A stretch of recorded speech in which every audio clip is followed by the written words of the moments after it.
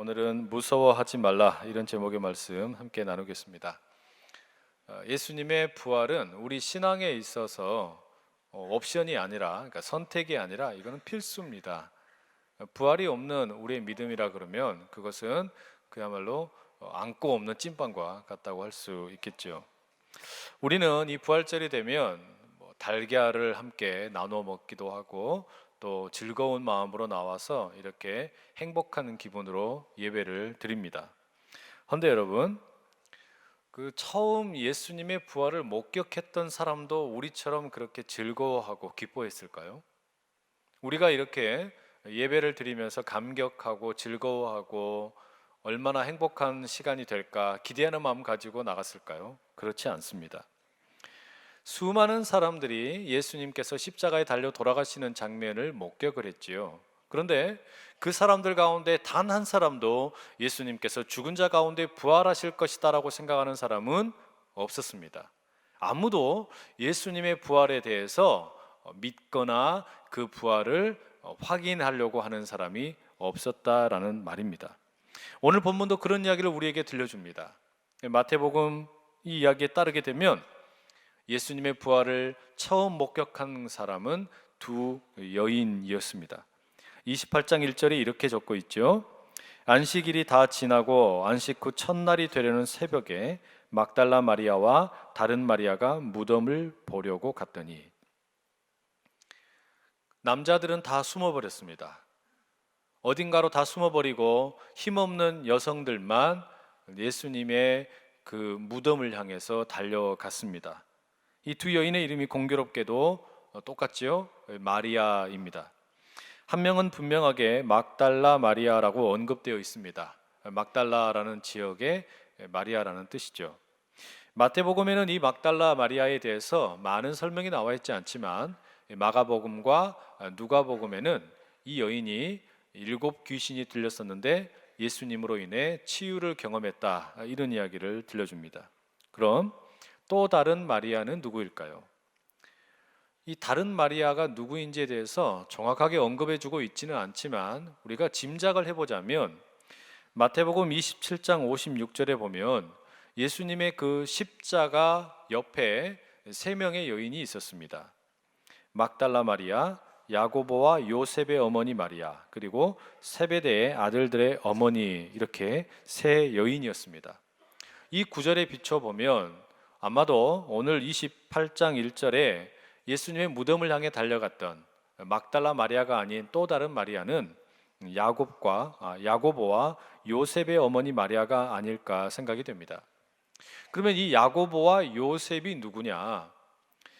앞선 마태복음의 13장 55절에 보게 되면 그 예수님의 형제의 명단이 나오는데 거기에 보면 야고보, 요셉, 시몬, 유다가 나옵니다. 그리고 예수님의 어머니 이름이 마리아죠. 그래서 짐작컨대 이른 새벽에 무덤을 향해 달려가는 그 두 여인, 그 두 마리아는 막달라 마리아와 예수님의 어머니 마리아로 보입니다. 이 두 여인은 지금 오늘 우리처럼 즐거운 마음으로, 행복한 마음으로 이 부활절을 맞이하는 것이 아닙니다. 다단히 서글픈 심정으로 원통한 마음을 가지고 슬픔의 눈물을 흘리면서 무덤을 향해 찾아갔습니다. 억울한 죽음을 당한 그 예수님을 위해 할 수 있는 게 무엇이 있을까? 그 시체라도 돌보고 싶은 마음에 무덤을 향해 달려갔던 것이죠. 그런데 거기서 생각지도 못했던 일이 일어나게 됩니다. 2절에 이런 표현이 나오죠. 큰 지진이 나며 주의 천사가 하늘로부터 내려와 돌을 굴려내고 그 위에 앉았는데, 여러분 만약에 이런 일을 목격하신다면 어떻게 되시겠어요?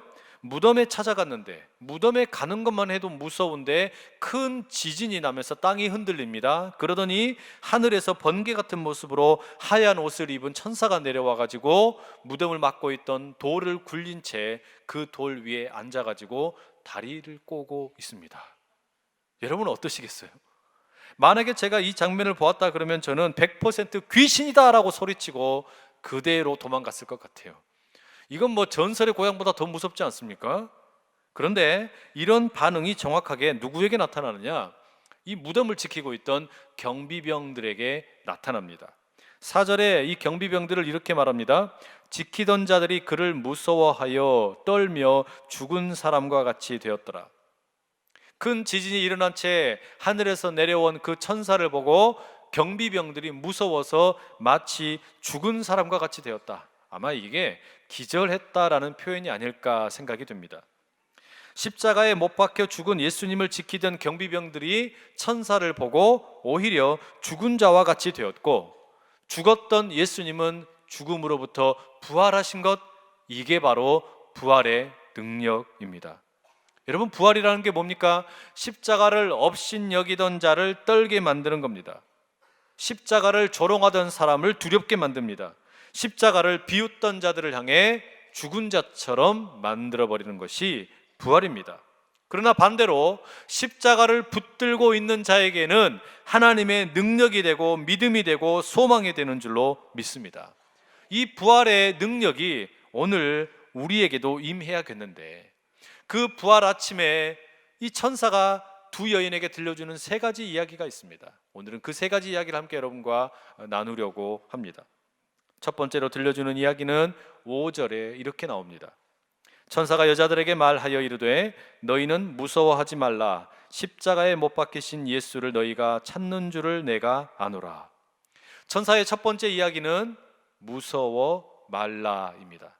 무서워하지 말라.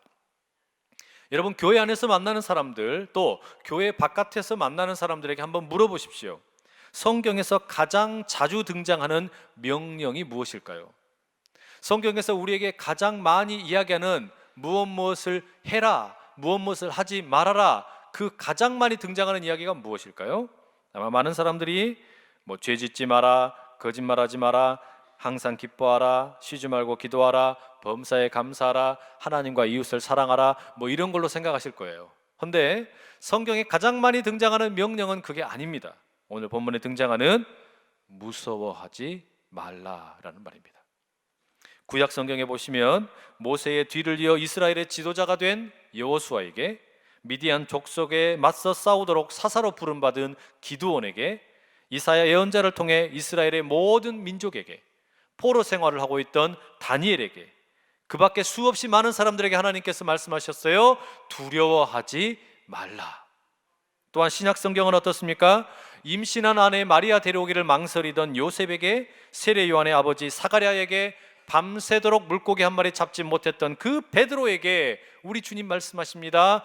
무서워하지 말라. 오늘 본문에서도 부활의 소식을 전하는 이 천사들이 여인을 향하여 들려주는 첫 번째 메시지, 그리고 오늘 이 부활절 아침에 예배하기 위해 나온 우리 모두를 향하여 들려주는 첫 번째 이야기는 무서워하지 말라라는 겁니다. 여러분, 천사는 지금 무서워하지 말라고 했지만 어찌 무서워하지 않을 수 있겠습니까? 이 두 명의 여인은 지금 충분히 무서워할 만한 상황입니다. 지진이 일어났어요. 천사가 하늘에서 번개처럼 내려왔어요. 그리고서는 너무나 쉽게 무덤을 막고 있던 돌을 굴려내고 그 돌 위에 사뿐히 앉아 있는 겁니다. 이 광경을 봤다면 당연히 무서워하는 것이 정상이겠지요. 여러분, 우리도 이 시간에 지금 부활의 감격을 누리기 위하여 이 자리에 나왔지만 세상 가운데서 참 무서워하는 일들을 많이 겪을 때가 있습니다. 당장 암 진단을 받고 수술을 앞두고 항암 치료를 앞두고 있는데, 대출금을 상환할 날짜가 며칠 남지 않았는데, 법원의 재판을 통해서 평생 모은 재산을 한꺼번에 날려버릴 수도 있는데, 돈도 없고 세상 사람들과의 관계도 깨어져 버리고 수면제를 먹지 않고서는 잠을 청할 수 없을 것 같은데 어찌 여러분 무섭지 않겠습니까? 게다가 여러분, 우리 모두의 마음의 가장 밑바닥의 그 근저에는 죽음에 대한 무서움, 죽음에 대한 두려움이 모두에게 있습니다. 지난 한 주간 고난 주간을 보내는 가운데 교회에서는 수많은 장례가 있었습니다. 그 장례 예식에 참여할 때마다 느끼지요. 죽음은 참 무섭습니다. 죽음의 향기가 우리 주변에 언제나 도사리고 있습니다. 죽으면 모든 것이 끝날 것 같은데, 내가 이대로 건강을 잃으면 죽을 것 같은데, 이대로 사업이 망하면 죽을 것 같은데, 이대로 관계가 깨지면 죽을 것 같은데, 그런데 어떻게 두려워하지 않고 어떻게 무서워하지 않을 수 있겠습니까?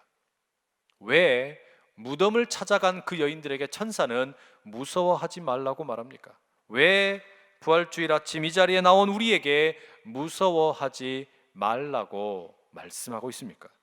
그 이유는 무언가 완전히 새로운 일이 이제 시작되었기 때문입니다.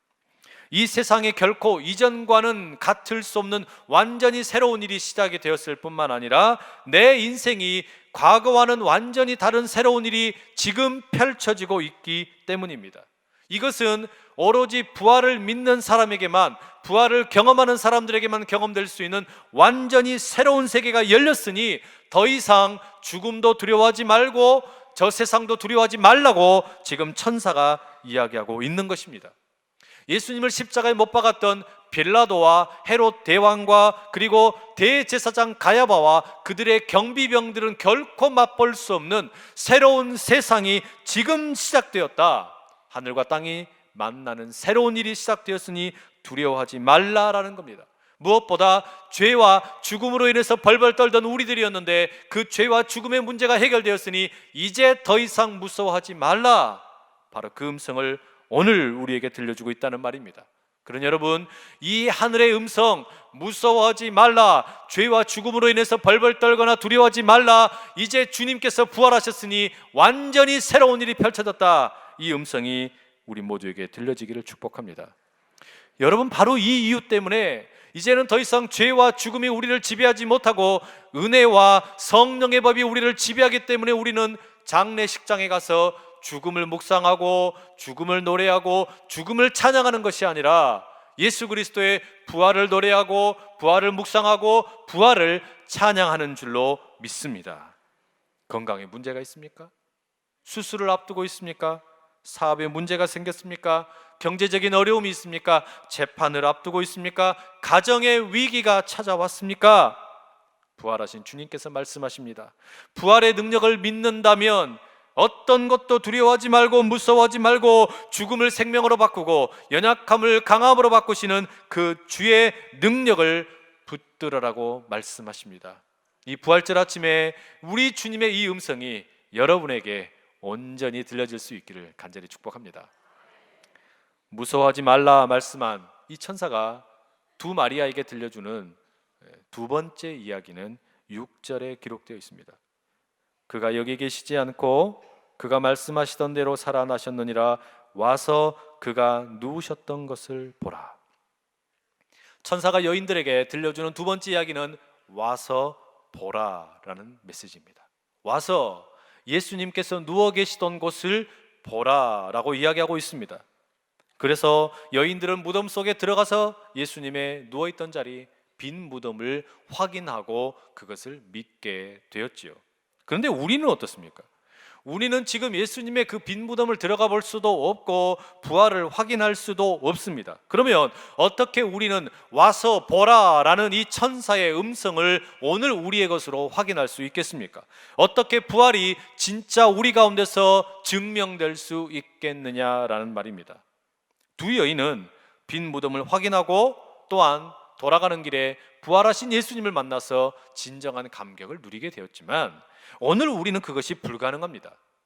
그래서 사람들이 두 가지 반응을 나타내는 경우가 있지요. 하나는 아예 예수님의 존재 자체를 부인하고 믿지 않습니다. 부활은 사기라는 겁니다. 인류 역사상 가장 커다란 거짓말이라고 말하는 겁니다. 그것은 그저 예수님의 제자들이 꾸민 음모라고 말하는 겁니다. 그래서 예수라는 그 인물은 역사 속에 실존하는 인물이 아니라 그저 공상과학 속에 등장하는 이야기처럼 꾸며진 이야기일 뿐이라고 말하는 사람들이 있습니다. 또 어떤 분들은 예수님께서 역사 속에 실존했던 인물인 것은 사실일지 모르지만 그러나 거기까지일 뿐이다. 그래서 예수님은 공자, 석가, 소크라테스와 함께 인류 역사에 추앙받을 만한, 칭찬받을 만한 4대 성인으로만 믿는다라는 말입니다. 여러분, 예수님께서 역사 속의 실존 인물이 아니다라고 말하는 사람들, 또 예수님은 단지 사람일 뿐이다라고 말하는 사람들, 그들에게 있어서 가장 커다란 걸림돌이 뭐냐? 부활을 믿을 수 없다라는 겁니다. 부활을 결코 확인할 수 없다라는 말입니다. 여러분에게 묻겠습니다. 여러분은 예수님께서 진짜로 이 역사 속에 실존했던 인물임을 믿으십니까? 그리고 여러분은 정말로 그 예수님이 죽은 자 가운데서 부활하셨다라는 이 소식을 믿으십니까? 여러분, 이 질문은 우리 인생을 송두리째 흔들 만한 질문입니다. 만약에 우리가 이 부활의 신앙이 없다면 어떻게 되느냐? 고린도전서 15장 17절 이렇게 말하죠. 그리스도께서 다시 살아나신 일이 없으면 너희의 믿음도 헛되고 너희가 여전히 죄 가운데 있을 것이요. 만약에 예수님의 부활이 없다면 우리의 모든 믿음이라는 것은 다 헛된 것이 되어버리고 여전히 우리는 죄 아래, 죄의 법에, 또한 사망의 법에, 죽음의 노예로 살아갈 수밖에 없다라는 겁니다. 요한복음 10장 30절에서 예수님은 이렇게 말씀하셨어요. 나와 아버지는 하나이다. 예수님께서는 하나님의 일부이거나 하나님께서 그냥 보낸 자이거나 하나님과 조금 관련이 있는 정도가 아니라 본인이 직접 말씀하시기를 내가 곧 하나님이다 라고 말씀하셨습니다. 그러니 부활이 정말로 사실이라면 예수님은 하나님이 되시지만 만약에 부활이 거짓이라면 예수님은 미치광이일 뿐입니다. 그러지 않겠습니까? 그렇다면 여러분, 우리가 어떻게 이 부활을 확인할 수 있습니까? 와서 보아라, 빈 무덤을 확인하라고 그랬는데 어떻게 오늘 우리는 이 부활을 확인할 수 있냐라는 말이에요. 우선 여러분, 우리가 부활을 확인한다라는 것은, 부활을 믿는다라는 것은 어떤 과학적인 방법이나 수학적인 방법이나 컴퓨터를 통해서 연구하는 것과는 다른 것입니다. 우리가 부활을 확인하는 것은 믿음으로 가능한 일입니다. 그래서 이것은 헛된 믿음으로 그냥 아무렇게나 우리 보고 믿어라는 것이 아니라 증인들이 있으니까, 예수의 부활을 자신들의 심장에 온전히 새겨놓고 목숨을 걸고 그것을 전했던 증인들이 있으니까 믿으라는 겁니다. 수없이 많은 순교자들이 실제로 이 부활이 정말로 진리이기 때문에 거기에 자신들의 목숨을 걸고 순교를 하고 또한 유배를 당하면서까지 그 부활을 증거했지요. 바로 그 생명을 걸고 증거했던 그 부활의 증인들이 있는 것을 보고 믿어라 라고 말하는 겁니다. 또한 성령께서 우리에게 깨달음을 주셔서 우리는 부활을 믿을 수 있게 됩니다. 예수님께서 부활의 첫 열매가 되셨음을 우리는 그냥 믿을 수가 없습니다. 성령께서 우리의 마음에 감동을 주셔야만, 성령께서 우리에게 깨달음을 주셔야만 이게 믿어진다라는 말이에요. 성령께서 함께 하시지 않으면 절대로 믿을 수 없는 게 부활이라는 말입니다. 아니, 어떻게 하나님이 사람이 되고 그리고 사람이 된 그 하나님이 죽었다가 다시 살아난다는 말인가? 이거는 도무지 믿을 수가 없는 이야기인 거예요. 오로지 성령께서 함께 하셔야만 이것이 믿어진다라는 말입니다. 또한 성령께서는 그것을 우리에게 뭐라고 말씀하시냐? 성령이 함께 하실 때, 성경을 읽을 때 그것이 깨달아진다라는 겁니다. 우리가 성경을 그냥 읽을 때는 알지 못하지만 성령님께서 우리에게 그 성경을 읽을 때 감동을 주시면 이게 깨달아진다라는 거예요. 마태복음 22장에 보면 예수님께서 예루살렘에 들어가신 후에 사두개인들이라는 사람들과 논쟁하는 이야기가 나옵니다. 이 사두개인들이 예수님에게 부활에 대해서 질문을 던졌죠. 예수님, 7명의 형제가 있었습니다. 그 중에 첫 번째 형제가 한 여인을 만나서 결혼을 했습니다. 그런데 이 첫 번째 형제가 죽었습니다. 그래서 두 번째 형제가 그 형수와 결혼을 했습니다. 근데 그 두 번째도 죽었어요. 세 번째도 결혼했다 죽었어요. 네 번째, 다섯 번째, 여섯 번째, 일곱 번째가 모두 같은 여인과 결혼했다가 다 죽었습니다. 그리고 후에는 이 여인도 죽었습니다. 그러면 부활할 때에 도대체 이 여인은 누구의 아내입니까? 이렇게 묻지요. 사두개인들은 부활을 믿지 않는 사람들이었습니다. 바로 그들을 향해 예수님께서 뭐라고 답변을 하십니까? 22장 29절에 이렇게 말씀하세요. 너희가 성경도 하나님의 능력도 알지 못하는 거로 오해하였도다. 예수님이 말씀하시는 부활의 요체는 무엇입니까? 이 부활이라고 하는 것은 성경으로부터 온전히 이해되어야만, 그리고 하나님의 능력을 온전히 이해해야만 가능하다라고 말하는 겁니다.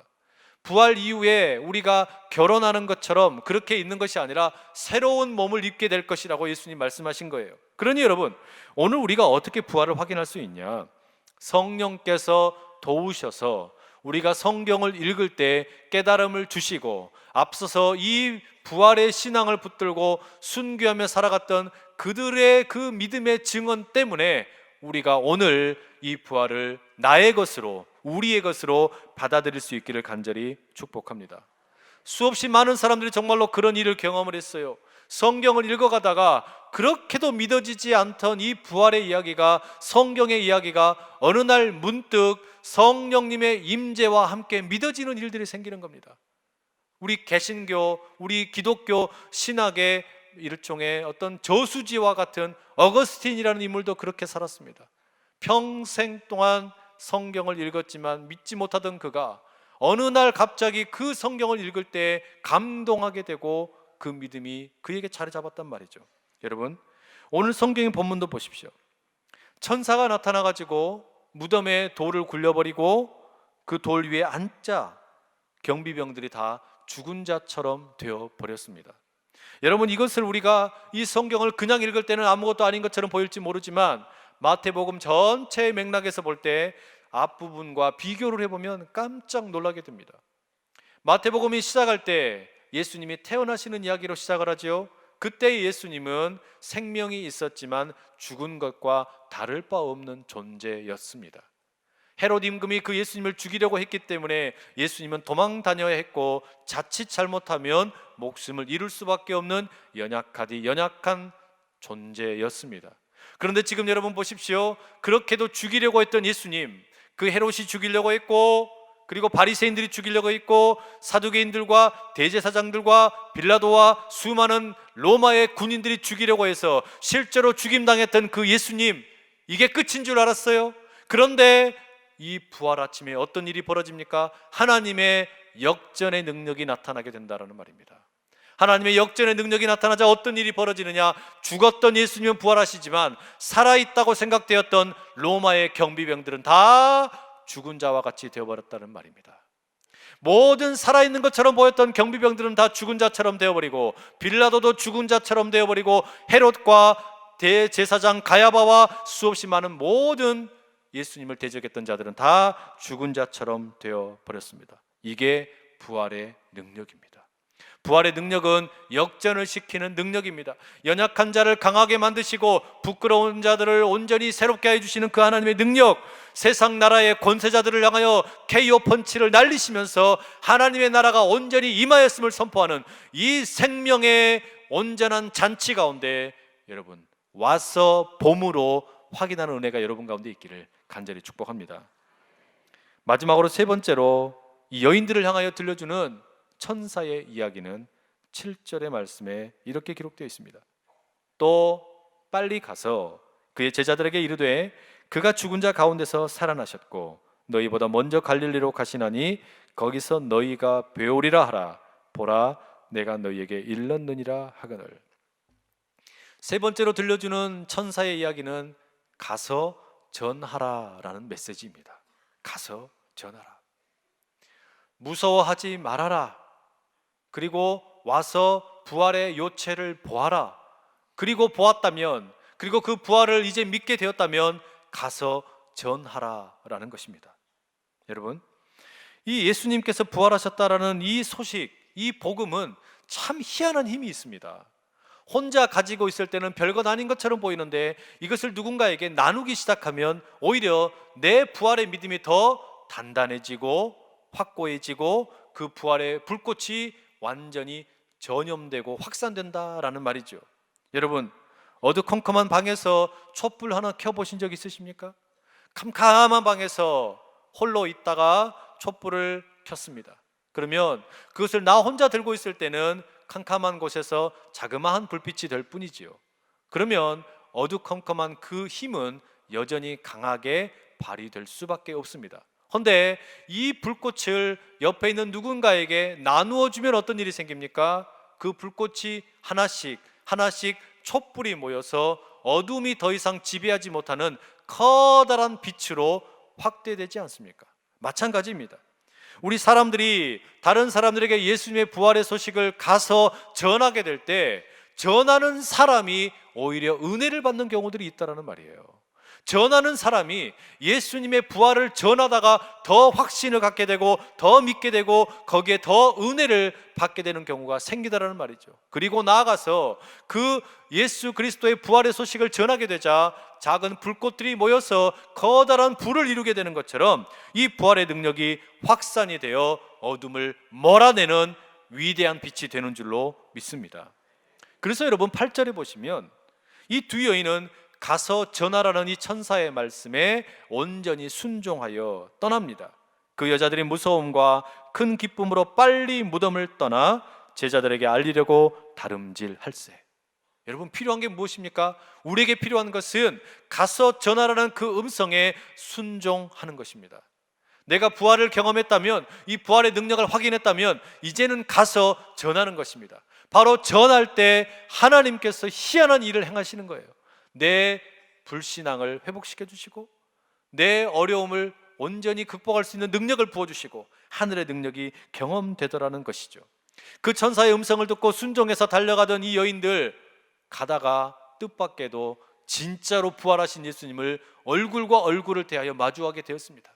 너희에게 평안이 있을지어다 말씀하시는 그 예수님을 얼굴로 마주하게 되고 그 주님께서 무서워하지 말아라, 제자들에게 말하라, 갈릴리에서 우리가 만나자, 그 예수님의 음성을 다시 한번 듣게 되는 거예요. 여러분, 천사로만 듣는 음성으로 그치지 아니하고 예수님을 직접 만나서 이 부활의 감격을 들어서 가서 전하는 역사가 여러분 가운데 있기를 간절히 축복합니다. 그래서 그리스도께서 부활하셨습니다. 정말로 부활하셨습니다. 우리가 전하게 될 때 전하는 자와 듣는 자 사이에 하나님의 불꽃이 피어나게 되고 어두움은 물러가게 되고 죽음과 죄의 세력은 사라지게 되고 하나님의 생명의 불꽃이 타오르게 될 줄로 믿습니다. 우리가 서로를 향해서 아무것도 아닌 것처럼 우리 주님께서 부활하셨습니다. 우리 주님이 생명의 길입니다. 우리 주님이 당신을 살리십니다. 당신이 어둠에 있었을지라도 우리 주님을 만나기만 하면 이제는 빛 가운데 거하게 됩니다. 외칠 때에 외치는 자에게 온전한 확신이 생기고 듣는 자에게도 그 불꽃이 전달되어서 새로운 생명의 기운이 일어나게 될 것입니다. 여러분, 오늘이 무슨 날입니까?